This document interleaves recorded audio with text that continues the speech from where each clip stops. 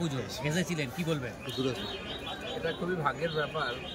এই যে সিনেট বিশালাক্ষী তোলা, প্রায় 250 বছরের মায়ের মন্দির বিশালাক্ষী, তো প্রতি মঙ্গলবার আর শনিবার এখানে বিশেষ পুজো হয়। আজকে রান্না খাওয়ার বিশেষ ব্যবস্থা ছিল।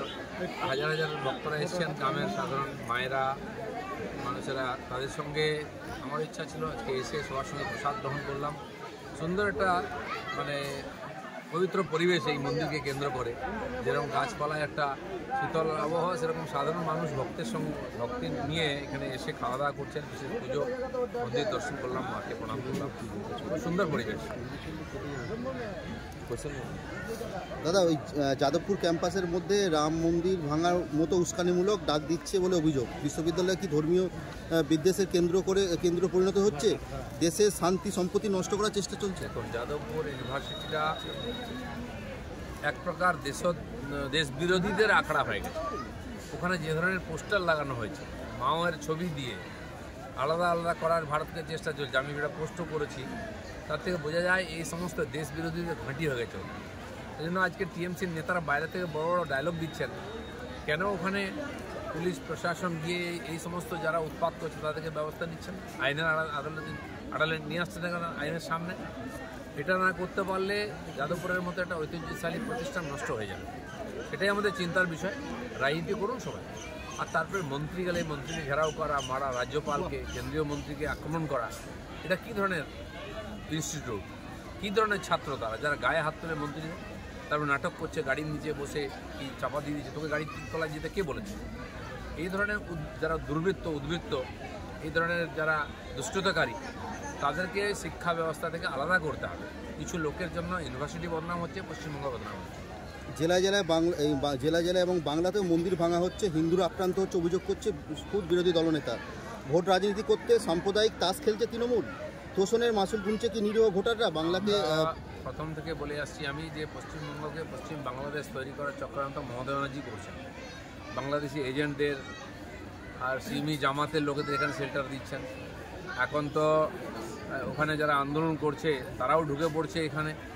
রোহিঙ্গা অনুপ্রবেশকারীরা আগের থেকে আছে, এরাই দাপিয়ে বেড়াচ্ছে, জায়গায় জায়গায় জমি জায়গা দখল করে জোর করে বসে যাচ্ছে।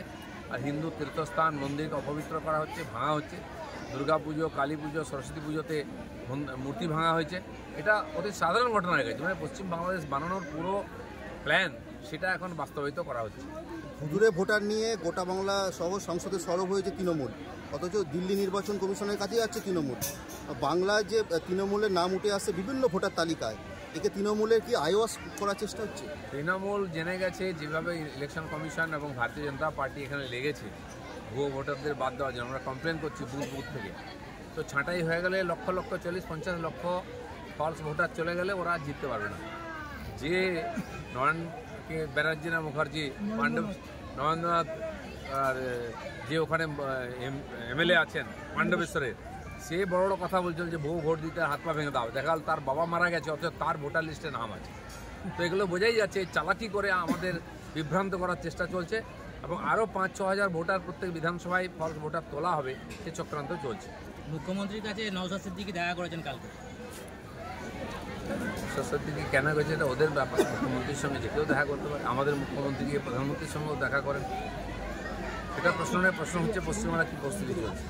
বিজেপি ছেড়ে তাপসী মণ্ডল আবার তৃণমূলে। ঠিক আছে, নির্বাচন এলে একটু লাফালাফি করে এই পুকুরের মাছ ওই পুকুরে চলে যায়, সেটা শুরু হয়েছে।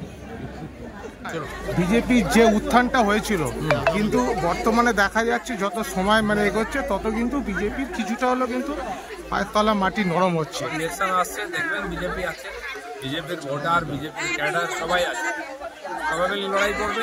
পশ্চিমবঙ্গের মানুষ এখানে পরিবর্তন চাইছেন, দিল্লির মতো, এখানেও তাই হবে। কলকাতা মুরলীধন যে আপনার যে অফিস, সেই অফিস আবার স্বমহিমায় ফিরে আসছে, কেনটা?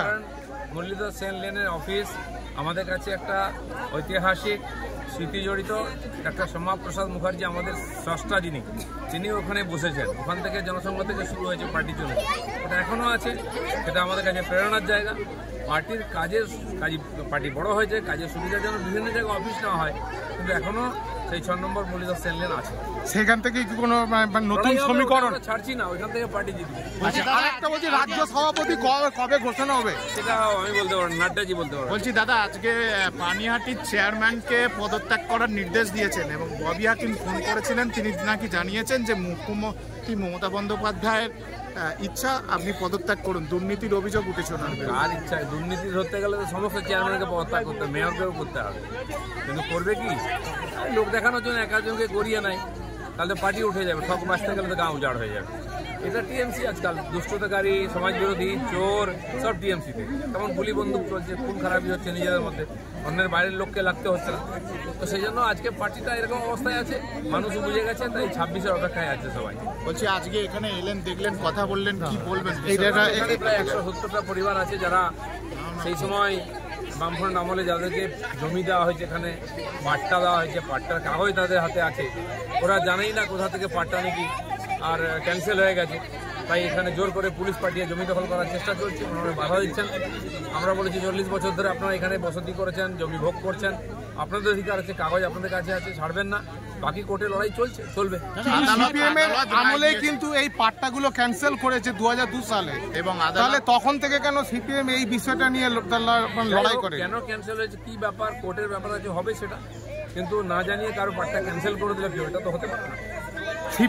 চিকিৎসা পরিষেবা নির্ভরযোগ্য প্রতিষ্ঠান Sarada Seva Sadan hospital private limited, Amala cinema হলের বিপরীতে ডাক্তার KD ঘোষের নার্সিংহোম। এখানে যত্নের সহিত সাধ্যের মধ্যে স্বাস্থ্য পরিষেবা দেওয়া হয়।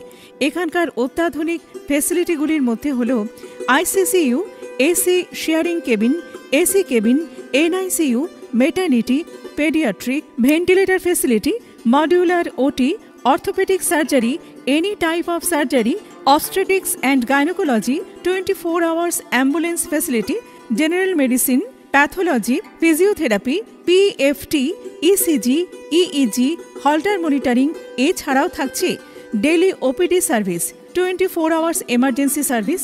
আমাদের ঠিকানা বারাসাত রোড, নোনা চন্দনপুকুর, ব্যারাকপুর, অমলা সিনেমা হলের বিপরীতে, কলকাতা 122। যোগাযোগ 03325920006, মোবাইল নাম্বার 9433389740 এবং 9433389739। Sarada Seva Sadan hospital private limited.